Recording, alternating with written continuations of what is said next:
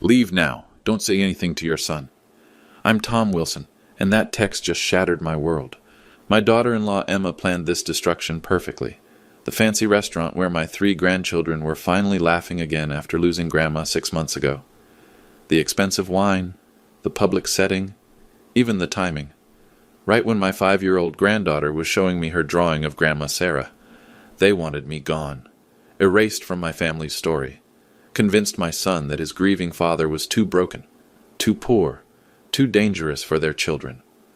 What Emma didn't know? I owned every brick of the building she was using to destroy me, every wine glass, every table where other families were now watching her try to tear mine apart. I looked at my granddaughter, put down my phone, and decided Sarah's memory deserved better. Drop a comment if you've ever been attacked when you were most vulnerable. I read every single story you share.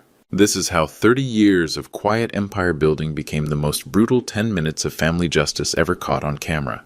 Saturday evening at Sterling Reserve Steakhouse. Table 8, round family table, burgundy leather seats with a perfect view of the main dining room.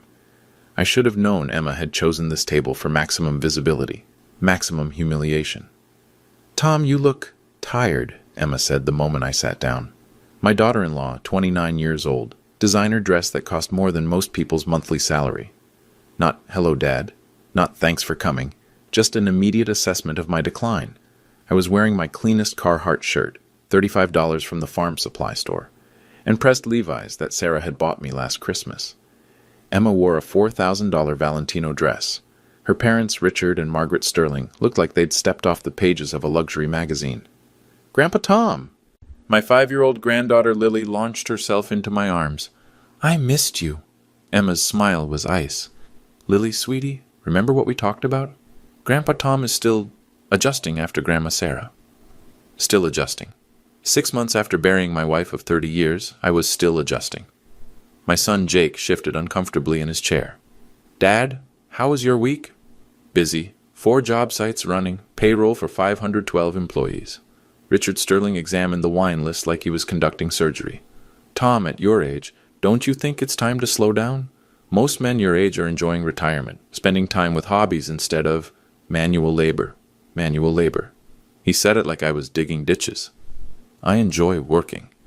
"But surely," Margaret leaned forward, her $25,000 Cartier watch catching the light, "you must be concerned about your financial stability, especially after what Sarah went through, the cancer treatment." They thought it bankrupted me. My 7-year-old grandson Charlie looked confused. "Grandpa Tom builds important stuff. He built our school." "That's nice, dear." Margaret patted his head like he was a house pet. "But building things and managing real wealth are completely different skills." The server approached. Young woman, maybe 23, nervous energy. Her name tag read Ashley. She glanced at me, did a double take, then caught herself. "Good evening, everyone. Can I start you with wine tonight?"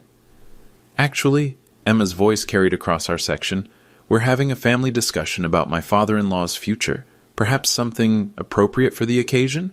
Richard pointed to the wine list. "The Dom Perignon P2, $1,200. Tom's treating tonight, aren't you? $1,200. Like that number meant nothing to people who'd never earned it. "Grandpa Tom always pays," 8-year-old Sophie said loyally. "With what money, sweetheart?" Emma's voice was honey over broken glass. "Your grandpa doesn't have that kind of income anymore. Not since he had to focus on other things. Other things. Taking care of my dying wife." Ashley was looking at me strangely. Recognition flickered in her eyes before she masked it. "I'll bring the Dom Perignon," she said carefully. "And Ashley," I said quietly, "could you let Danny know I'm here? When he has a moment." Ashley nodded quickly and hurried toward the kitchen. "Who's Danny?" Emma asked sharply. "Just someone I know." Margaret pulled out her phone, scrolling through what looked like financial documents. "Tom, we need to discuss something important. About the children's security. Their future stability." She showed pictures on her screen. "Jake's house has a mortgage of $380,000. The children's college funds are inadequate. And frankly, after Sarah's medical expenses, we're concerned about your ability to contribute meaningfully to their welfare." Medical expenses. Sarah's 18-month battle with cancer. $340,000 in treatment costs. They assumed it destroyed me financially. Jake was staring at his plate, caught between his wife's pressure and something else. Maybe the memory of who his father used to be. The children need stability, Richard continued, his voice getting louder. They need grandparents who can provide real opportunities, not just sentimentality. That's when my phone buzzed.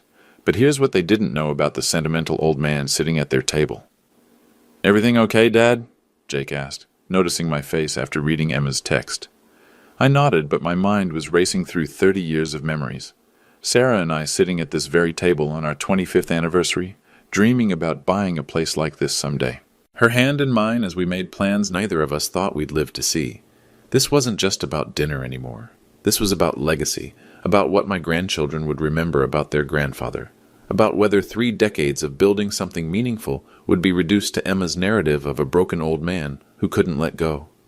"Tom," Emma's voice cut through my thoughts. "You seem distracted. Perhaps this conversation is overwhelming for you?" Overwhelming.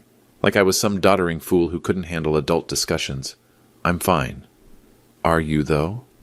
Emma's voice was getting sharper.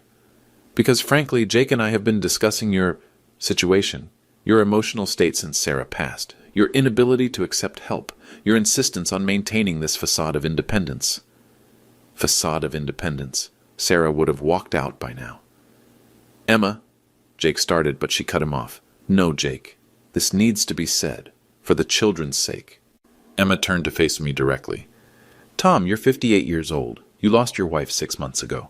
You're clearly struggling financially. We've seen the mail piling up at your house. The late notices? The collection calls?" Collection calls. There hadn't been any, but Emma was building her case. Margaret nodded supportively. "We understand grief, Tom. But grief becomes selfish when it starts affecting the grandchildren. How is it affecting them?" "Look at them," Emma gestured to the kids who were coloring quietly. "They're confused. They don't understand why Grandpa Tom lives in that tiny rental house while Grandma and Grandpa Sterling can take them on real vacations. To Europe, to Disney World first class. I took them to Disney World last month." "On our credit card," Emma shot back. "We saw the charges, Tom. $6,000 you couldn't afford." The lie was so casual, so practiced, I almost believed it myself for a second. Richard leaned forward, lowering his voice like he was sharing a medical diagnosis. "Tom, we know about the second mortgage you took out during Sarah's treatment. We know about the medical debt, the credit cards you maxed out trying to pay for experimental treatments. They'd been investigating my finances, or creating a fiction that sounded convincing. The point is," Margaret added gently, "you did everything you could for Sarah. You were a devoted husband, but now it's time to let people who can actually help these children step up. People who can actually help. Translation, people with money." Lily tugged on my sleeve. "Grandpa Tom, are you sad?" "No, sweetheart, just thinking. About Grandma Sarah. Among other things." Emma's expression softened, but only for the performance. "See, Tom, even Lily can tell you're struggling. Children pick up on instability, on financial stress, on inappropriate emotional dependence. Inappropriate emotional dependence. Because loving my grandchildren was somehow unhealthy." "What are you proposing?" I asked. Emma exchanged glances with her parents. They'd rehearsed this. "Supervised visits," Richard said. "Maybe Sunday afternoons. Here at the restaurant, where we can all be together. Family dinners where the children aren't exposed to uncertainty. Supervised visits. Like I was a flight risk. And financially," Margaret continued, "we'd be happy to establish proper college funds. Real trust funds. The children could attend Westminster Academy. $32,000 a year, but worth every penny. Summer programs in Switzerland. Language immersion in France. They were buying my grandchildren, brick by brick, experience by experience." "Jake," I said quietly, "what do you think about all this?" My son looked trapped, torn between his wife's expectations and something deeper. Maybe the memory of the man who'd worked 2 jobs to put him through college, who'd never missed a game, a recital, a graduation. "Dad, I think we all want what's best for the kids. What's best for the kids, not what's best for our family, not what's best for the memory of the woman who'd loved these children fierce and true." Ashley reappeared with the champagne. $1,200 in a bottle. She poured it like she was handling liquid gold, but her eyes kept darting toward the kitchen entrance. "Tom," Emma said after Ashley left, "I need you to understand something. The children are at an impressionable age. They need to see examples of success, of stability, of forward momentum." And I don't represent those things. You represent the past, she said with devastating simplicity. Sarah's gone. Your construction business is what it is. Your living situation is temporary at best. The children need to focus on their future, not get pulled backward into grief and limitation. That's when I saw movement from the kitchen. Danny Martinez was walking toward our table, carrying something in his hands. Sarah's leather portfolio. The one she'd made me promise to show the family when the time was right. The time was right. Richard Sterling raised his champagne glass with theatrical precision. To difficult conversations, and making hard choices for the people we love. I didn't drink, neither did Jake. The children were too young to understand the toast, but they sensed the tension. Tom, you look resistant to this discussion, Emma observed. Is it the pride talking?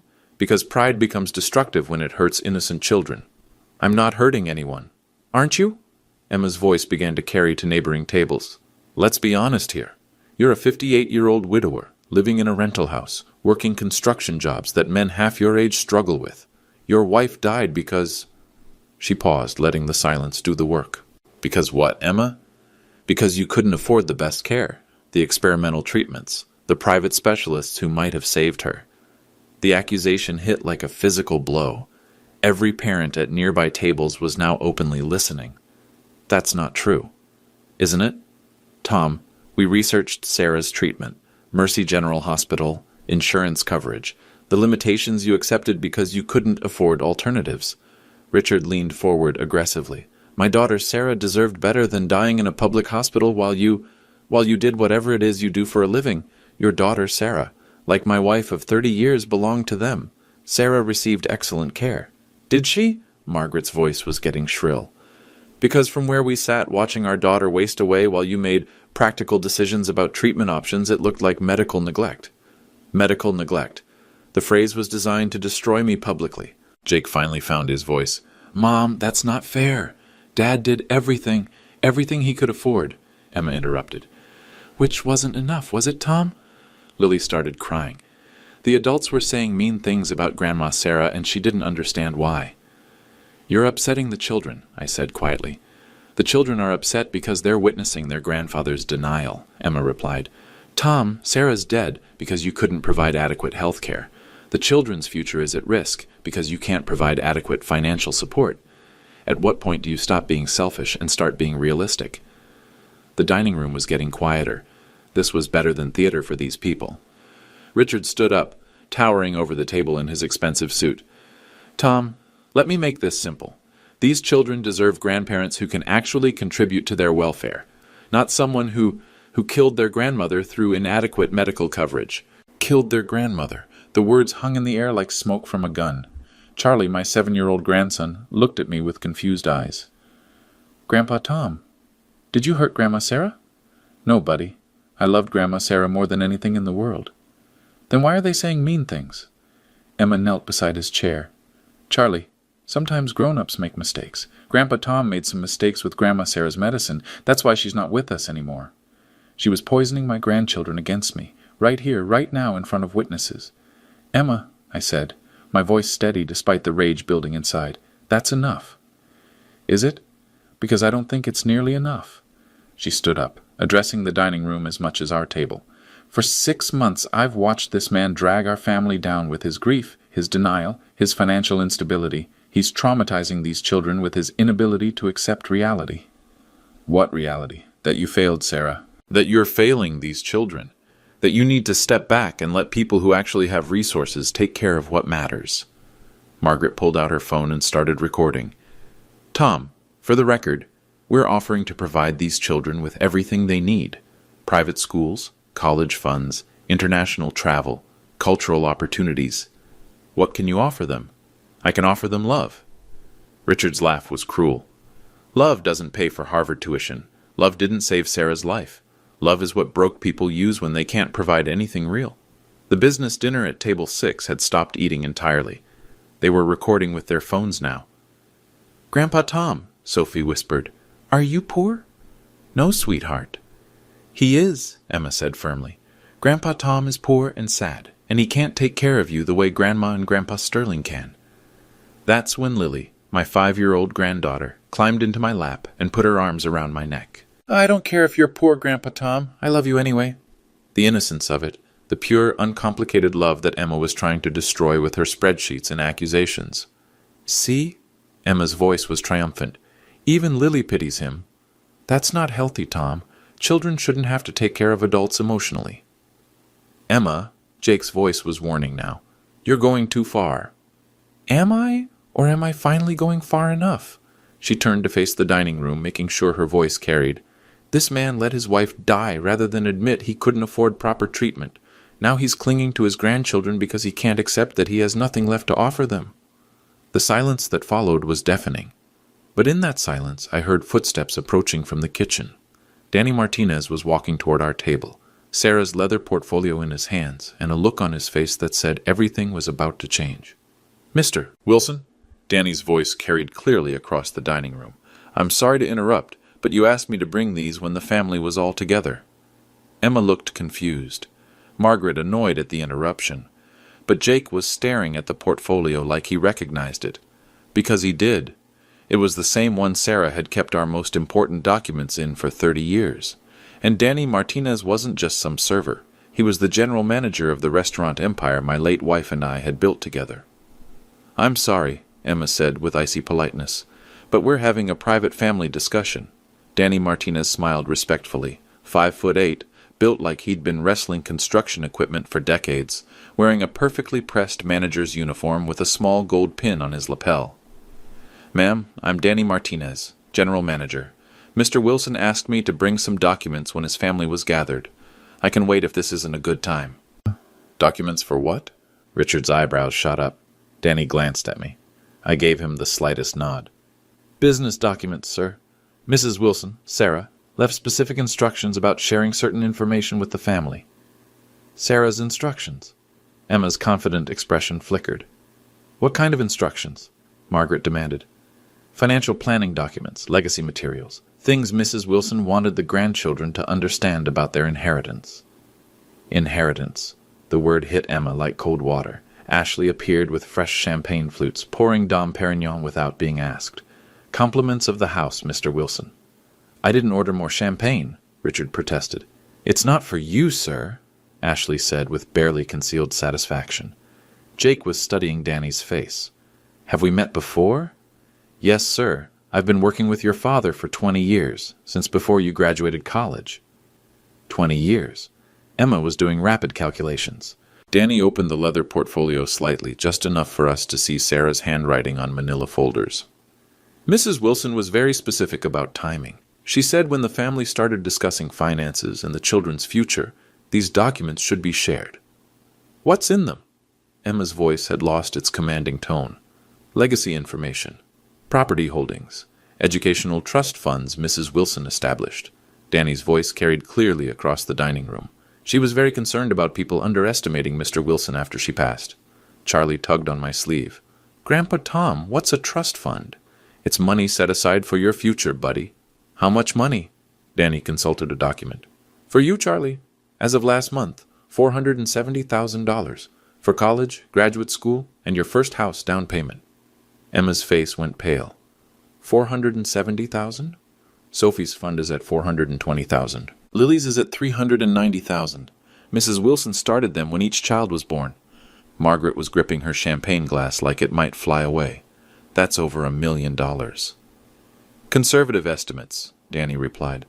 The funds are invested in growth portfolios. By the time the children reach 18, we project each account will exceed $700,000. Richard was staring at the portfolio like it contained state secrets. How is that possible? Mrs. Wilson was very good with financial planning, Danny said diplomatically. Emma found her voice. But Tom's been struggling financially. The medical bills, the rental house, the... Medical bills? Danny looked confused. Mrs. Wilson's treatment was fully covered. The insurance settlement alone was $600,000, plus the hospital's charitable foundation contribution. The dining room was getting interested now. Conversations were stopping at nearby tables. Ashley reappeared. Mr. Martinez? The couple at table 12 is asking about the Wilson Foundation scholarship program. Should I give them a brochure? The Wilson Foundation? Jake's voice cracked. Danny nodded. Your parents established it during Mrs. Wilson's treatment. Full-ride scholarships for cancer patients' children. They've funded 47 students through college so far. 47 students? Emma whispered.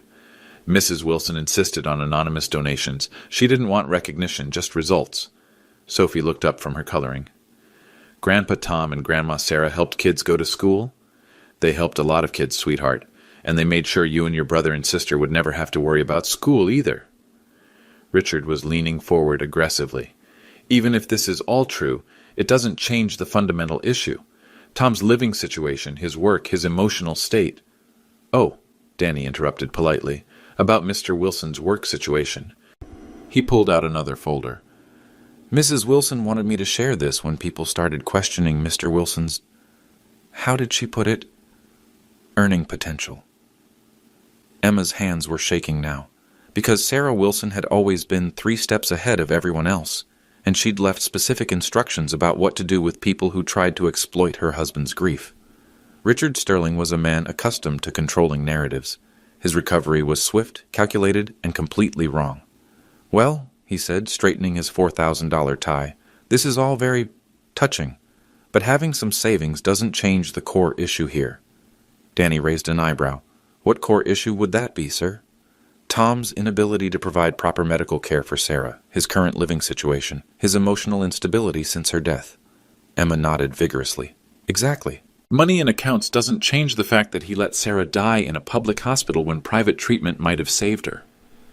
The accusation hung in the air like poison gas. Danny's expression didn't change, but something cold flickered in his eyes.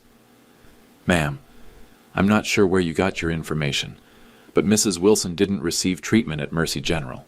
Yes, she did. We researched. She received treatment at Northside Cancer Institute, private facility, top specialists in the Southeast. Emma's confidence wavered. But the insurance limitations? There were no insurance limitations. Mr. Wilson paid for private treatment, private specialists, experimental therapies. The total cost was approximately $340,000. $340,000. Emma had used that exact number earlier. Paid in full, Danny continued, his voice carrying clearly across the dining room. Mr. Wilson never missed a single payment. Never filed for financial assistance. Never compromised on Mrs. Wilson's care. The dining room was dead silent now. Richard leaned forward desperately. Even so, the emotional trauma of losing a spouse, the inability to move forward. Move forward? Danny pulled out a thick folder. Mr. Wilson has been moving forward continuously. Would you like to see his work portfolio? His work portfolio? Danny spread documents across our table like he was dealing cards. Business licenses, property deeds, construction contracts. Wilson Construction Company, founded 1994. Current projects include the new Children's Hospital wing, the university expansion, and the downtown medical complex. Jake's mouth fell open. Dad, you're building the Children's Hospital? The cancer treatment wing, Danny clarified. $247 million project. Mr. Wilson's company won the bid over 32 competitors. Emma was reading the documents, her face growing paler with each page. But this says, she pointed at a contract, this says Wilson Construction employs over 500 people. 512 as of last week, Danny confirmed. Mr. Wilson is the largest private employer in the county. Margaret was gripping her purse like a life preserver. That can't be right. He lives in a rental house. He drives an old truck. Mr. Wilson chooses to live simply. His personal residence is the smallest item in his real estate portfolio. Richard stood up, towering over Danny in his expensive suit. You're telling me this man in work clothes, driving a pickup truck, is some kind of business mogul? I'm telling you that appearances can be deceiving, sir. That's when Ashley approached with a wireless microphone. Mr. Martinez, you wanted to address the dining room? The dining room. Danny was going to speak to everyone. Emma's eyes went wide. What are you doing? Danny took the microphone and stood up. His voice carried clearly across the restaurant. Ladies and gentlemen, I apologize for interrupting your evening, but I'd like to share something about the gentleman at table 8. Every conversation stopped. Every phone came out. Tom Wilson lost his wife Sarah 6 months ago after an 18-month battle with cancer. During that time, he never missed a day of work, never missed a payment on her treatment, never compromised on her care. The restaurant was completely silent. While caring for his dying wife, Mr. Wilson continued to operate the largest construction company in Georgia. He maintained employment for over 500 families. He funded scholarships for 47 students. He built the cancer treatment wing, where many of your relatives have received life-saving care. Emma was shrinking into her chair. Tonight, some people at this table have accused Mr. Wilson of letting his wife die due to inadequate medical care. They've called him financially unstable. They've questioned his fitness as a grandfather. Danny's voice was getting stronger. I've worked for Tom Wilson for 20 years. I've watched him pay for employees' children's medical bills. I've seen him work through weekends to make payroll during economic downturns. I've witnessed him turn down million-dollar contracts because they would require laying off long-time workers. The dining room was mesmerized. 6 months ago, Sarah Wilson died surrounded by her family in a private room with the best medical care money could buy. She died knowing her husband had spent every resource, called in every favor, and fought every battle possible to save her life. Danny looked directly at Emma.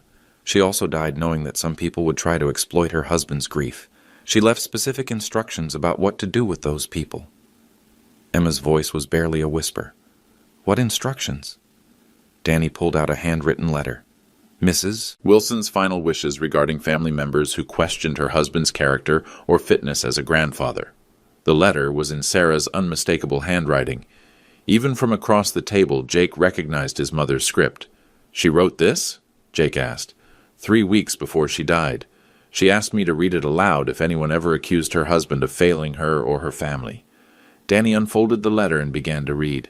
If you're hearing this, it means someone has accused my husband Tom of not providing adequate care during my illness or of being unfit to care for our grandchildren after my death.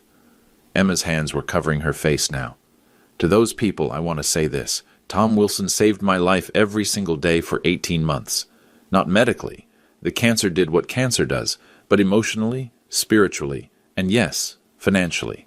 He spent our entire construction company profits on experimental treatments. He mortgaged properties to pay for specialists. He worked 18-hour days to keep our employees paid while spending every free moment by my side. The dining room was completely still. If you're questioning his fitness as a grandfather, you're questioning the judgment of the woman who chose him as a partner 30 years ago.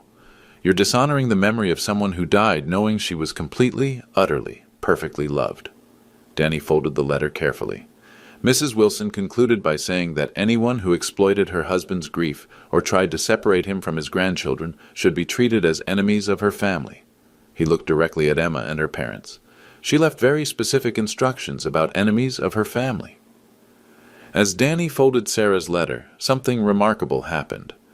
The dining room didn't return to normal conversation. Instead, a wave of understanding spread outward from our table like ripples on water. People weren't just watching anymore. They were witnessing. Mrs. Wilson also left business instructions, Danny continued, pulling out a thick manila folder. She wanted certain information shared if anyone questioned Mr. Wilson's financial stability or business acumen. Emma was staring at the folder like it contained a bomb. Danny opened it methodically. Wilson Construction Company, founded 1994 with a $20,000 loan. Current annual revenue, $47 million. $47 million. The number echoed across the restaurant. Sterling Reserve Restaurant Group acquired 2021, 12 locations across 3 states. Annual revenue, $34 million. Jake's face went completely white. Dad, you own restaurants? Sterling Reserve, Danny confirmed, including this location where we're sitting right now. The silence was deafening. You own this restaurant? Emma's voice cracked. Mr. Wilson owns the entire chain. Birmingham, Nashville, Chattanooga, Huntsville, Columbus, Augusta, Savannah, Jacksonville, Tampa, Orlando, Atlanta, and here. Richard was gripping the table edge. That's impossible. Is it? Mrs. Wilson documented everything. Danny pulled out property deeds, acquisition agreements, financial statements. Total portfolio value, $58 million. $58 million. Margaret was doing rapid math on her phone. But he lives in a rental house. Mr. Wilson owns 47 properties across 3 states. He chooses to live in a rental because his personal residence is irrelevant to his business operations. Danny spread the documents across our table like evidence in a court case. Mrs. Wilson was particularly proud of the scholarship program. 47 students, full rides through college, total educational investment, $6.2 million. Lily tugged on my sleeve. Grandpa Tom, you helped kids go to school. Grandpa Tom and Grandma Sarah helped a lot of kids, sweetheart. Ashley appeared with a fresh bottle of champagne. Not Dom Perignon this time, but Armand de Brignac, $800 retail. From the staff, Mr. Wilson. We wanted to honor Mrs. Wilson's memory. Thank you, Ashley. Emma was reading financial statements, her hands shaking. This shows monthly revenue of $2.8 million. Across all properties, yes, ma'am. Mrs. Wilson insisted on conservative projections. Charlie looked up from his coloring. Is Grandpa Tom famous? Danny smiled. Your grandpa employs 512 people directly, another 200 through subcontractors. When people in this city need work, they call Wilson Construction. But the pickup truck, Margaret protested weakly. The work clothes. Mr. Wilson drives a truck because he visits construction sites daily. He wears work clothes because he works with his hands. Mrs. Wilson always said success is what you build, not what you wear. Jake was staring at me like he'd never seen me before. Dad, why didn't you tell me? Because I wanted you to respect the man, not the money. Danny pulled out another document. Mrs. Wilson also left instructions about the grandchildren's education. We already heard about the trust funds, Emma said desperately. Not just trust funds. Full scholarships to any university they choose, graduate school included. Plus study abroad programs, internships, mentorships. Danny consulted his notes. Mrs. Wilson budgeted $2 million per child for complete educational support. $2 million each? Richard's voice was faint. Mrs. Wilson believed education was the best investment. She also established the Sarah Wilson Cancer Research Foundation. Annual budget, $1.5 million. Sophie looked up from her artwork. There's a foundation named after Grandma Sarah? The cancer treatment wing your grandpa's building? It's named the Sarah Wilson Family Care Center. Families dealing with cancer will receive free counseling, financial assistance, and childcare support. The dining room was completely silent now. Even the kitchen had gone quiet. Danny stood up and addressed the restaurant. Ladies and gentlemen, I've worked for Tom Wilson for 20 years. I've seen him work through the night to make payroll during recessions. I've watched him pay for employees' medical bills. I've witnessed him turn down profitable contracts because they would require compromising safety standards. The audience was mesmerized.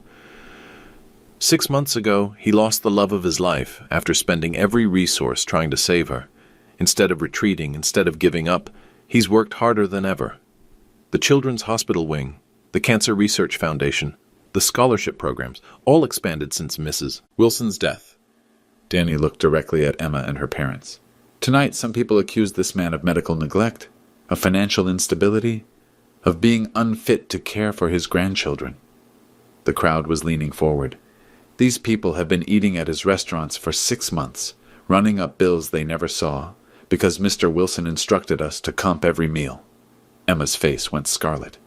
They questioned his ability to provide for his grandchildren while sitting in the restaurant he owns, drinking wine he paid for, planning their children's futures with money from college funds he established. Richard tried to interrupt. This is justice, Danny said firmly. Mrs. Wilson left specific instructions about people who tried to exploit her husband's grief or separate him from his grandchildren. He pulled out one final document. A list of individuals permanently banned from all Wilson family properties and businesses. Emma's voice was barely audible. Permanently banned? Mrs. Wilson was very clear. Anyone who questioned her husband's character or fitness as a grandfather, anyone who tried to manipulate his grief for personal gain, anyone who attempted to poison his grandchildren against him, permanent exclusion from the family legacy. Danny looked around the dining room, then back at our table. She also left instructions about tonight's bill. He consulted his tablet. Dom Perignon, appetizers, entrees you ordered but didn't eat, $4,218. We can pay, Richard said quickly. I'm sure you can. But Mrs. Wilson's instructions were specific. Anyone who accuses her husband of being financially inadequate should prove their own financial stability by handling their own expenses. Danny handed Richard the check. Full payment required tonight. The credit cards on file have been declined. Retry continue. Emma's parents were frantically pulling out their phones, calling their bank, their accountant, anyone who could explain why their platinum cards weren't working. But Jake was standing up slowly, his eyes never leaving mine. Dad? His voice was thick with emotion. I owe you the biggest apology of my life. You don't owe me anything, son. Yes, I do. For 6 months I let them convince me that you were falling apart, that you couldn't handle being a grandfather, that maybe they were right about... He couldn't finish the sentence. Jake, Emma's voice was desperate now. This doesn't change anything. Your father still... My father, Jake interrupted, just revealed that he's built an empire while I was too blind to see it. While I was letting you poison our children against the most successful man in our family. The dining room erupted in spontaneous applause. It started at table 12, spread to table 6, and within seconds the entire restaurant was clapping for a man in work clothes who just revealed himself as their employer. Emma was looking around desperately. This is insane. You can't just... Ma'am, Danny interrupted politely. I'm afraid I'm going to have to ask you to settle your bill and leave. Leave? Mrs. Wilson's instructions were very specific about what happens after the reveal. Danny consulted his tablet. Permanent ban from all Wilson properties. Security escort if necessary. Richard was waving his credit card frantically. There must be some mistake. No mistake, sir. Mrs. Wilson anticipated this exact scenario. Charlie climbed onto my lap.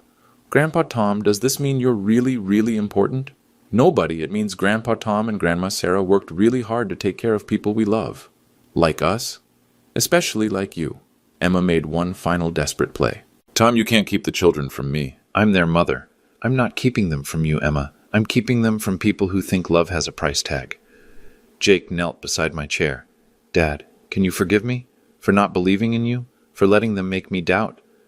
Son, there's nothing to forgive. You were trying to hold your family together. I understand that pressure.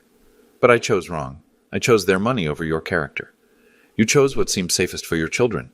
That's what fathers do. Danny was gathering up the documents. Mr. Wilson, should security escort the Sterling family out? No need. I think they understand the situation now. Emma, Richard, and Margaret gathered their things in silence. $4,000 in unpaid bills. A family empire they'd never be part of. Social humiliation that would follow them for years. But the most important part wasn't their exit. The most important part was Lily looking up at me and saying, Grandpa Tom, I'm proud of you. I'm proud of you too, sweetheart. All of you. As the Sterling family prepared to leave, Danny quietly approached with his tablet and the final documentation. Mr. Wilson, about their outstanding bill? I looked at the total. $4,218. 6 months of meals they'd never paid for, plus tonight's celebration that had turned into their funeral. Process it to Richard Sterling's credit card on file. Danny's fingers moved across the screen. Declined again, sir. What's the reason? Insufficient funds. Jake overheard and winced. Dad, I can cover it. No, son, this isn't about money anymore. I looked at Richard, who was still frantically calling his bank. This is about consequences. Emma tried one last manipulation. Tom, you can't leave us stranded here. Think about how this looks to the children. I am thinking about the children. They're learning that actions have consequences, that you can't treat people badly and expect them to pay for your comfort. Danny cleared his throat. Sir, I should mention, Mrs. Wilson left specific instructions about this scenario too. Of course she did. She anticipated that after the reveal, certain family members might find themselves in financial difficulty. Emma's eyes flickered with hope. Financial assistance? Security escort, Danny replied calmly.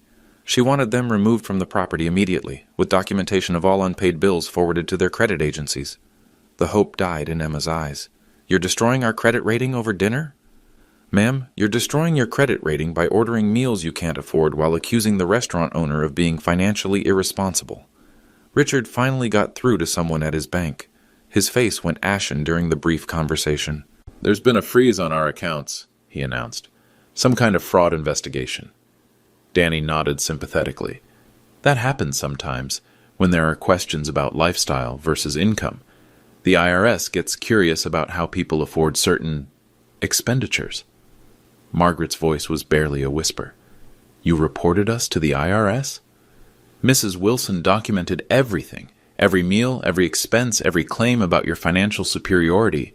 When the numbers didn't match your tax filings, he shrugged apologetically. Emma was looking around the dining room desperately. Someone help us, please. We just need to borrow $4,000. But the other diners were looking away now. Nobody wanted to be associated with people who'd just been exposed as frauds. Jake stood up and pulled out his wallet. Dad, I'm paying their bill. Why? Because they're still Emma's parents. Because the children are watching. Because it's the right thing to do. I nodded. That's what your mother would have said. Jake handed his credit card to Danny, but I put my hand on his arm. Son, you can pay their bill, but they're still banned from all Wilson properties, and they still need to leave immediately. Emma's voice cracked. Tom, please. My children need their mother. Your children need their mother. They don't need people who tried to convince them their grandfather was a failure. Charlie looked up at Emma with confused eyes. Mommy, why did you say mean things about Grandpa Tom? Emma knelt beside his chair, tears streaming down her face. Because I was scared, baby. I was scared and I made terrible mistakes. Are you sorry? I'm so sorry. Sophie joined the conversation. Sorry, like when I break something and have to fix it?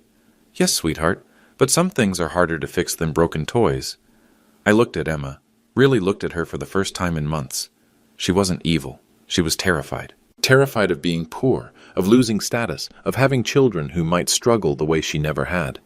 Emma, I said quietly, you can have a relationship with your children, but not with me, not anymore. I understand. And not in any Wilson properties. Sarah was very clear about that boundary.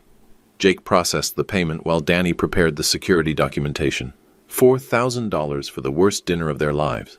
As they gathered their things, Richard made one final attempt at dignity. Tom, you won this round, but don't think this is over. Richard, this was never a game. This was about family. And you lost that the moment you tried to buy my grandchildren's love while destroying their respect for their grandfather. Emma hugged each child goodbye, promising to call tomorrow, to work things out, to be better.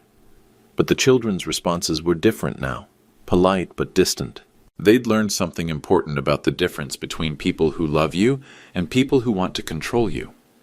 After they left, the dining room gradually returned to normal conversation, but servers kept stopping by our table, shaking my hand, thanking me for everything I'd done for the community. Danny packed up Sarah's portfolio carefully. She would have been proud tonight, Mr. Wilson. She was always 3 steps ahead of everyone else. That's why she married the right man. As we prepared to leave, Jake put his hand on my shoulder. Dad, what happens now? Now? You and the children come home with me. We'll figure out the rest tomorrow. Home? The house where your mother and I raised you, where she wanted her grandchildren to visit whenever they needed to remember what real love looks like, Charlie cheered. Can we see your big house, Grandpa Tom? It's not that big, buddy, but it's full of pictures of Grandma Sarah and stories. And love that doesn't come with conditions. The call came Sunday morning at 8 a.m. Jake, his voice tight with exhaustion. Dad, we need to talk. Emma's having a breakdown. I was already at the first job site, reviewing foundation work for the cancer treatment wing. Construction doesn't stop for family drama, but family always comes first. What kind of breakdown? Complete. She's been crying since we got home last night. She keeps saying she destroyed everything, that she'll never see her children again, that she's become someone she doesn't recognize. I wasn't surprised. Emma had built her entire identity around being superior to people like me. When that illusion shattered, there wasn't much left. How are the kids handling it? They're confused. Charlie keeps asking why Mommy said those mean things about Grandpa Tom.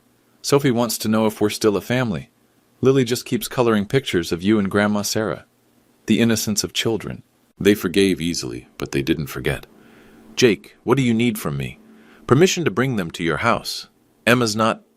She's not in a good place to be around them right now. My foreman, Miguel, walked over with the morning reports. 300 workers on site, a $20 million project running ahead of schedule. But none of that mattered as much as 3 confused grandchildren. Bring them over. They can stay as long as needed. Dad, there's something else. The video from last night. What video? Someone recorded the whole thing. It's everywhere. TikTok, Facebook, Instagram. Wealthy in-laws humiliate restaurant owner at his own establishment. 3 million views and climbing. Social media made everything permanent now. The comments are intense, Dad. People are identifying Emma and her parents, posting about their country club memberships, their social media profiles. Someone found their house address. That's not what I wanted. I know. But it's what Emma's dealing with. Her friends won't answer her calls. The country club canceled her membership. Her yoga studio asked her not to come back. Social exile in the digital age moved at light speed. What about Richard and Margaret? Worse, Richard's law firm asked him to take early retirement. Something about character concerns incompatible with firm values. Margaret's bridge club expelled her. The charity boards she served on all found reasons to remove her. The consequences were spreading like ripples in a pond. Jake, I never wanted to destroy their lives. Dad, you didn't destroy anything. You revealed what was already there.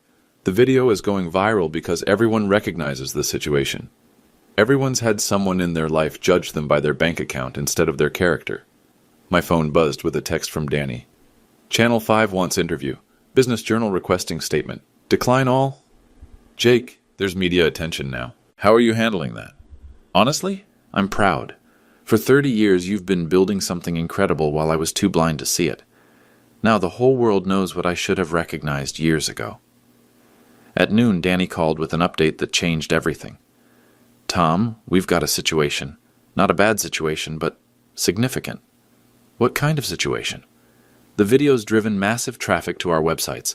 Restaurant reservations are booked solid for 6 months. Construction contract requests are up 400%. The phone hasn't stopped ringing. Success bred its own momentum.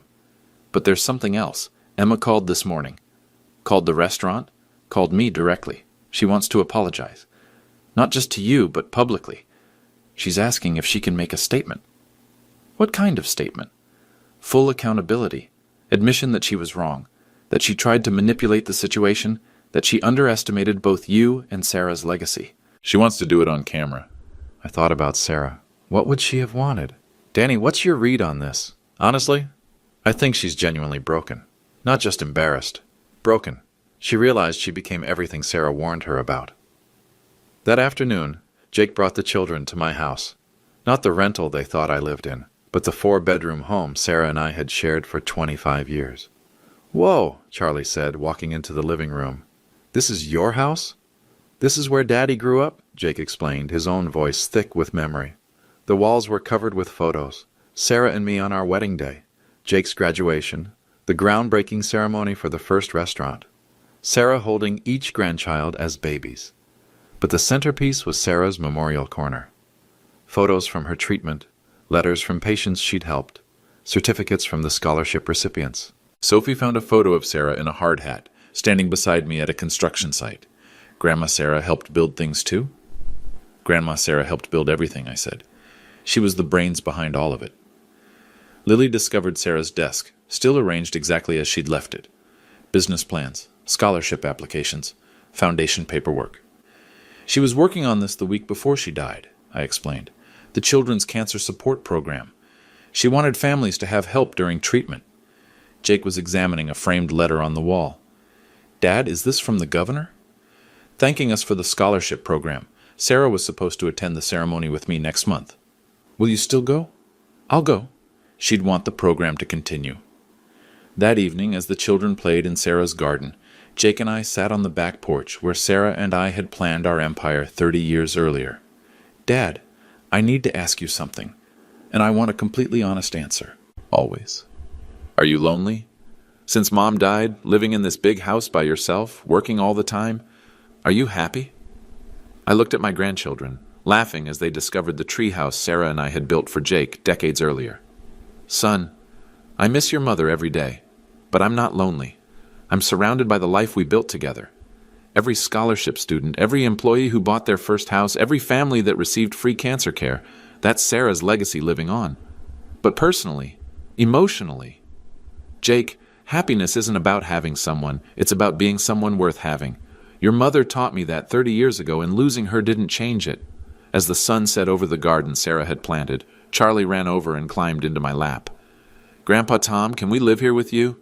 We'll see, buddy, but you'll always have a home here no matter what. Even if Mommy gets better and wants us back. Even then, this will always be your safe place. Because that's what Sarah would have wanted. A place where love didn't come with conditions, where success was measured in character, and where 3 little children would always know they were unconditionally cherished. 3 weeks later, we were back at Sterling Reserve. Different table this time. Table 12. Center of the dining room. No hiding in corners. Jake and the 3 children. A real family dinner, without ultimatums or financial manipulation or toxic power games. "Grandpa Tom," Charlie said, cutting into a steak, "my teacher wants to visit your construction site." "She's doing a unit on community builders," Jake explained. When Charlie told her about the cancer treatment wing, she got excited about field trip possibilities. "We can arrange that. Danny loves showing kids around the restaurant, too." Sophie looked up from her coloring. "Grandpa Tom, is Mommy going to get better?" Emma had been in therapy for 2 weeks. Individual counseling, financial counseling, family therapy, the process of rebuilding herself from the ground up. "Your mommy is working very hard to become the person she wants to be," I said carefully. "That takes time. Like when I'm learning to read?" "Exactly like that. Some things you have to practice every day." Jake leaned forward. "Dad, Emma wants to meet with you, not to ask for anything, just to apologize properly, face to face. When she's ready, we can talk. She might never be ready. What she did to you, to Mom's memory, I'm not sure I could forgive that if I were you." I looked around the table. 3 children who were learning that love was steady, reliable, unconditional, that grandparents didn't disappear when life got complicated. "Jake, your mother spent 30 years teaching me about grace. She'd want Emma to have a chance to earn her way back into her children's lives. But not yours? I don't know yet. Sarah left very specific instructions about protecting this family from people who exploit grief or manipulate children. I have to honor that." Lily wiped her hands on her napkin. "Grandpa Tom, are you still sad about Grandma Sarah?" "I miss her every day, sweetheart. But I'm not sad when I'm with you 3. You make me remember all the happy things about Grandma Sarah." "Like what?" "Like how she used to say that the best way to honor someone's memory is to live the kind of life they'd be proud of." Danny appeared with dessert menus. "How's everything tonight, Wilson family?" Wilson family. Not Mr. Wilson and guests. Not the table with the complicated situation. Family. "Perfect," Jake said. "Everything's perfect." As we finished dinner, Charlie asked, "Grandpa Tom, what's going to happen next?" "Next? You're going to finish 2nd grade. Sophie's going to keep making beautiful art. Lily's going to learn to ride her bike. And you?" "I'm going to keep building things." "Keep taking care of people. Keep making sure you 3 never doubt how much you're loved. Even when we grow up? Especially when you grow up." Share this if you've ever been judged during your darkest moment, and tell me in the comments, what's the most important lesson about family you've ever learned?